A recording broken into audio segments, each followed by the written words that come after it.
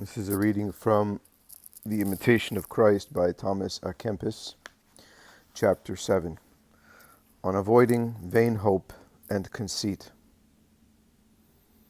Whoever puts his confidence in men or in any creature is very foolish. Do not be ashamed to be the servant of others for the love of Jesus Christ, and to appear poor in this world. Do not trust in yourself, but put your whole confidence in God. Do what you are able, and God will bless your good intention. Do not trust in your own knowledge, nor in the cleverness of any man living, but rather in the grace of God, who aids the humble, James chapter 4, verse 6, and humbles the proud. Do not boast of your possessions, if you have any, nor of the influence of your friends, but glory in God, 2 Corinthians chapter 10, verse 17, who gives all things, and desires above all things to give you himself. Do not be vain about your beauty or strength of body, which a little sickness can mar and disfigure. Take no pleasure in your own ability and cleverness, lest you offend God, who has himself bestowed on you all your natural gifts. Do not esteem yourself better than others, lest you appear worse in the eyes of God, who alone knows the heart of man. Psalm 44, chapter 2, and John chapter 2, verse 25. Do not be proud of your good deeds, for God does not judge as men, and what delights men often displeases God. If you have any good qualities, remember that others have more, and so remain humble. It does you no harm when you esteem all others better than yourself, but it does you great harm when you esteem yourself above others. True peace dwells only in the heart of the humble, but the heart of the proud is ever full of pride and jealousy. Chapter 8, on guarding against familiarity. Do not open your heart to everyone, Ecclesiasticus chapter 8, verse 19, but ask counsel of one who is wise and fears God. Be seldom with young people and strangers. Do not flatter the wealthy, and avoid the society of the great. Associate rather with the humble and simple, the devout and the virtuous, and converse with them on such things as edify. Avoid undue familiarity with the other sex, but commend all good women to God. Desire to be familiar only with God and his angels, and do not seek the acquaintance of men. We must live in charity with all men, but familiarity with them is not desirable. It sometimes happens that someone personally unknown to us enjoys a high reputation, but that when we meet him, we are not impressed. Similarly, we sometimes imagine that our company is pleasing, when in reality we offend others by our ill behavior.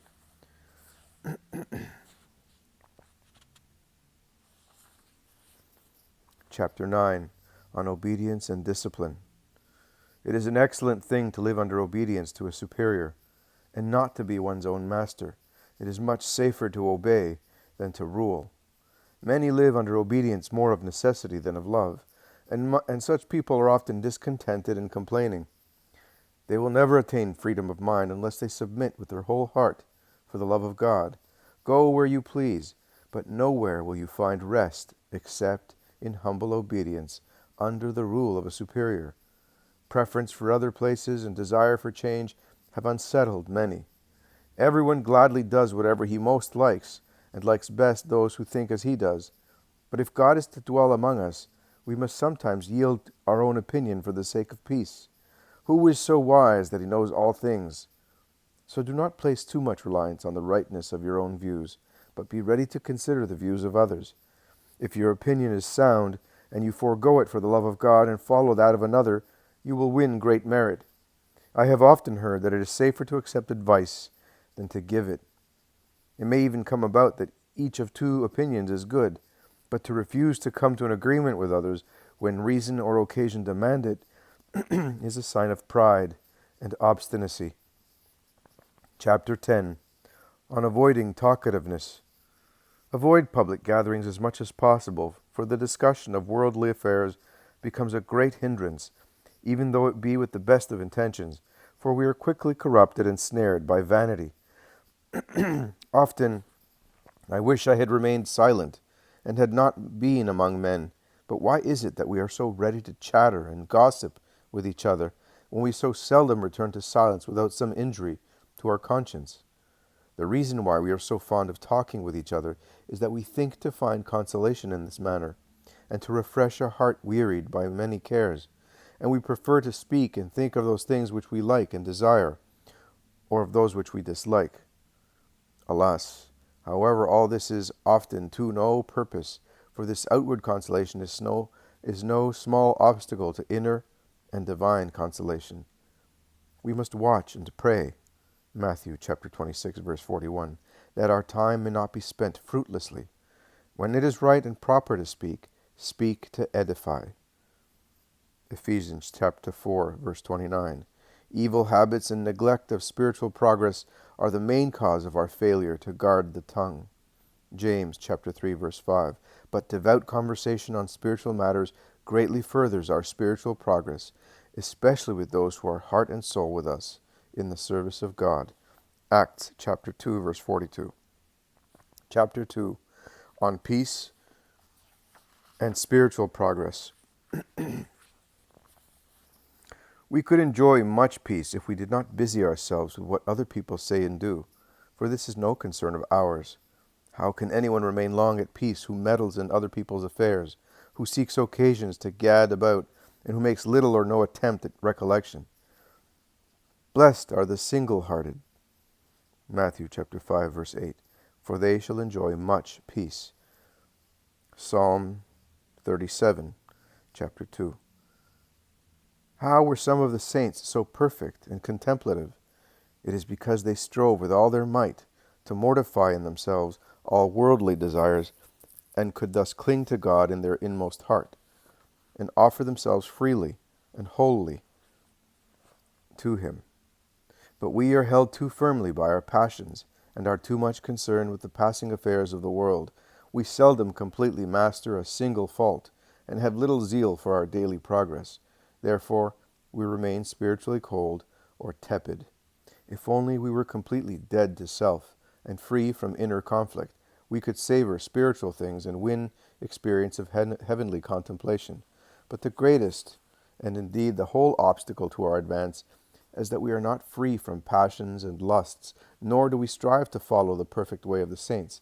But when we encounter even a little trouble, we are quickly discouraged and turn to human comfort. If we strove to stand firm in the struggle like men of valor, we should not fail to experience the help of our Lord from heaven, for He is ever ready to help all who fight, trusting in His grace. He also affords us occasions to fight that we may conquer.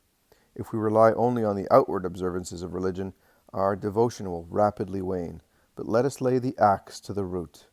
Matthew chapter 3, verse 10, that, being cleansed from our passions, we may possess our souls in peace. If each year we would root out one fault, we should soon become perfect. But alas, the opposite is often the case, that we were better and purer in the beginning of our conversion than after many years of our profession. Our zeal and virtue should grow daily, but it is now held to be a fine thing if a man retains even a little of his first fervor. If only we would do a little violence to ourselves at first, we would later be enabled to do everything easily and gladly. It is hard to give up old habits, and harder still to conquer our own wills. But if you cannot overcome in small and easy things, how will you succeed in greater? Resist your evil inclinations in the beginning, and break off evil habits, lest they gradually involve you in greater difficulties. Oh, if you could only know how great a peace for yourself, and how great a joy for your fellows your good endeavor would win, you would have greater care for your spiritual progress.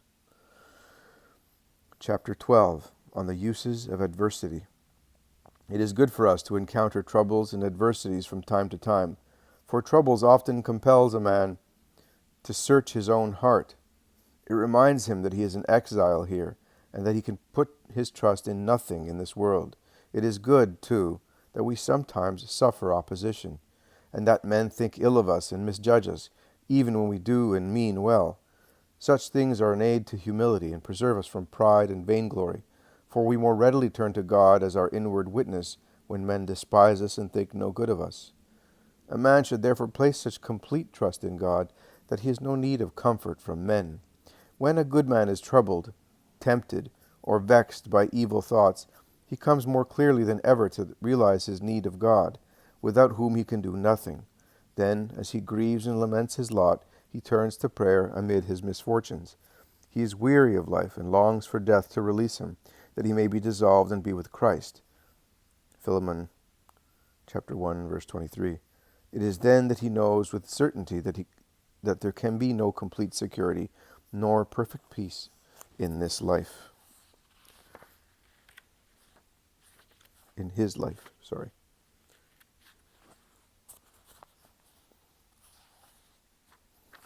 Chapter 13, Unresisting Temptations. So long as we live in this world, we cannot remain without trial and temptation. As Job says, man's life on earth is a warfare.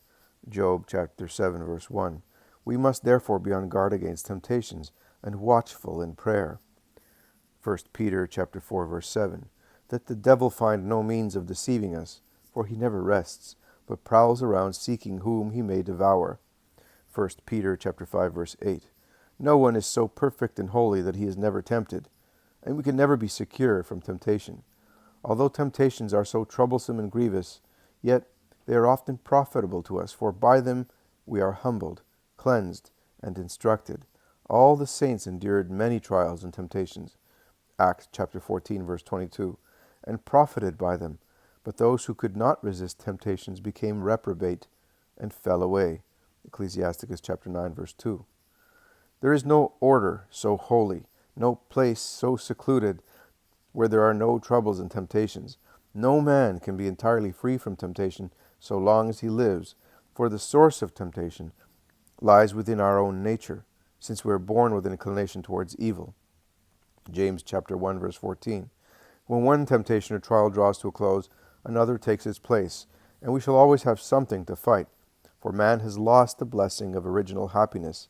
Many try to escape temptation only to encounter them more fiercely, for no one can win victory by flight alone. It is only by patience and true humility that we can grow stronger than all our foes. The man who only avoids the outward occasions of evil, but fails to uproot it in himself, will gain little advantage. Indeed, temptations will return upon him the sooner, and he will find himself in a worse state than before. Little by little, and by patient endurance, Colossians chapter 1, verse 2, you will overcome them by God's help, better than by your own violence and importunity. Seek regular advice in temptation, and never deal harshly with those who are tempted, but give them such encouragement as you would value yourself. The beginning of all evil temptation is an unstable mind and lack of trust in God. Just as a ship without a helm is driven to and fro by the waves, so a careless man who abandons his proper course is tempted in countless ways. Fire tempers steel, Ecclesiasticus chapter 31, verse 26. And temptation the just man. We often do not know what we can bear, but temptation reveals our true nature. We need especially to be on our guard at the very onset of temptation, for when the enemy may be more easily overcome, if he is not allowed to enter the gates of the mind, he must be repulsed at the threshold as soon as he knocks.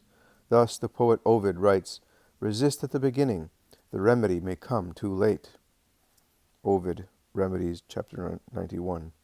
Resist at the beginning, the remedy may come too late, for first there comes into the mind an evil thought, next a vivid picture, then delight and urge to evil, and finally consent.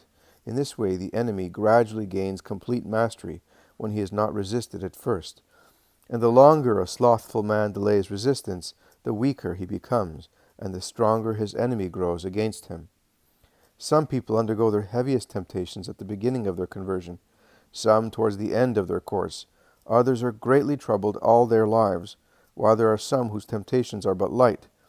This is in accordance with the wisdom and justice of God's ordinance, who weighs the condition and merits of every man, and disposes all things for the salvation of those whom he chooses. We must not despair, therefore, when we are tempted, but earnestly pray God to grant us his help in every need. For as St. Paul says, with the temptation, God will provide a way to overcome it, that we may be able to bear it. 1 Corinthians chapter 10, verse 13. So let us humble ourselves under the hand of God. Judith chapter 8, verse 17, and 1 Peter chapter 5, verse 6. In every trial and trouble, for he will save and raise up the humble in spirit. Luke chapter 1, verse 52. In all these trials, our progress is tested. In them, great merit may be secured, and our virtue become evident. It is no great matter if we are devout and fervent when we have no troubles, but if we show patience in adversity, we can make great progress in virtue.